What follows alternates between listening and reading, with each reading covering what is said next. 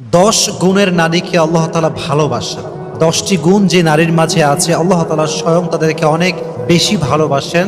সে নারী কারা, কি কি গুণ তাদের মাঝে থাকতে হবে যে আল্লাহ ভালোবাসবেন, সেই গুণগুলো আজকে আমরা আমাদের তাফসীর প্রোগ্রামে জেনে যাব। ঠিক আছে ইনশাআল্লাহ। নাম্বার 1, যে গুণের নারীকে আল্লাহ তাআলা ভালোবাসেন তাদের মাঝে নাম্বার 1 হচ্ছে সেই নারী যে নারী অভিযোগ কম করে। যে নারী অভিযোগ কম করে তাকে আল্লাহ তাআলা ভালোবাসেন। অনেক মেয়ে দেখবেন অল্পতেই অভিযোগ শুরু হয়ে যায়। কেবল বিয়ে করে আসছে, একটু স্বামীর আচরণ খারাপ হয়ে গিয়েছে, শুরু করে দিল কথা যে জীবনে কি করলাম, কেমন স্বামী পাইলাম, পুরো জীবনটাই আমার শেষ হয়ে গেল, অভিযোগের কোনো শেষ নেই। আবার আছে অনেক ওয়াইফ এরকম দেখবেন যে স্বামী সারা জীবন খাওয়ায়, সারাটা জীবন দেয়, কোনো একদিন একটু কমতি হয়ে গেলে বলে যে তুমনে আজ তক মুঝে ক্যা দিয়া, কুছ ভি নেহি দিয়া। সারা জীবন দিলা কি আমার, সারা জীবন আমি না খেয়েই থাকলাম, কোন জামাটা দিলা ভালো জামা, এটা অভিযোগ করে। তো প্রথমত সে নারীকে আল্লাহ তাআলা অনেক ভালোবাসেন যে নারী অভিযোগ কম করে। আল্লাহ প্রত্যেকটা মা বোনকে অভিযোগ মুক্ত জীবন দান করুক, সকলে পড়া আমিন। জীবনে সুখে থাকার সবচেয়ে সুন্দর একটি মাধ্যম হচ্ছে অভিযোগ কম করা। আল্লাহ আমাকে যা দিয়েছেন I am happy with that, I don't have any complain about that. আমার কোনো অবজেকশন নাই, আমার কোনো কমপ্লেইন নাই, আমার কোনো রিগ্রেট নাই, আমার কোনো আফসোস নাই। হোয়াট এভার আই হ্যাভ, আলহামদুলিল্লাহ উইথ দ্যাট। সকলেই বলেন আলহামদুলিল্লাহ। তাহলে আজ থেকে সুখী হতে চাইলে অভিযোগ কম করবেন, রাজি আছেন তো ইনশাআল্লাহ? তাহলে 1 নাম্বার সে নারী যে অভিযোগ কম করে, আল্লাহ লাভস হার ভেরি মাচ, আল্লাহ তাকে অনেক ভালোবাসে।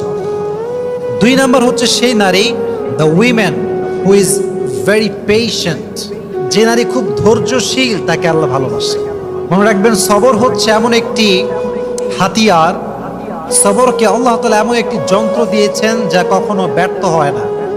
সবরকে আল্লাহ তাআলা এমন একটি তীর দিয়েছেন যা কখনো লক্ষ্য ভ্রষ্ট হয় না। সবরকে আল্লাহ তাআলা এমন এক বিজয়ী সৈনিক বানিয়েছেন যেটা কখনো পরাজিত হয় না। সবরকে আল্লাহ তাআলা এমন এক সুরক্ষিত দুর্গ বানিয়েছেন যা কখনো ধ্বংস হয় না।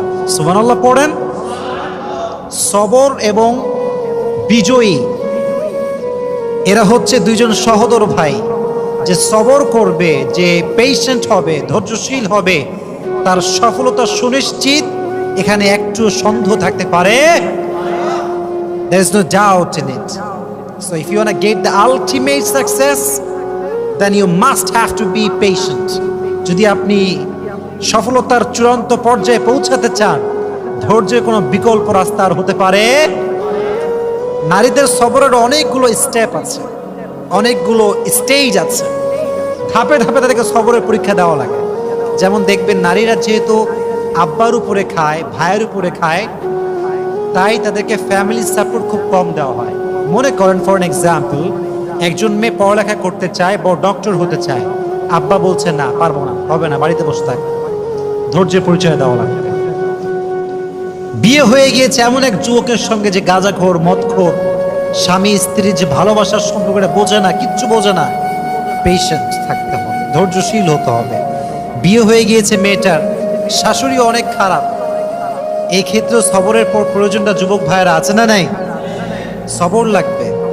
মনে রাখবেন বাংলাদেশে যত ডিভোর্স হয়, কথাগুলো মনোযোগ দিয়ে শুনবেন, তার সবচেয়ে বড় কারণ হচ্ছে নারীরা ধৈর্যশীল নয়।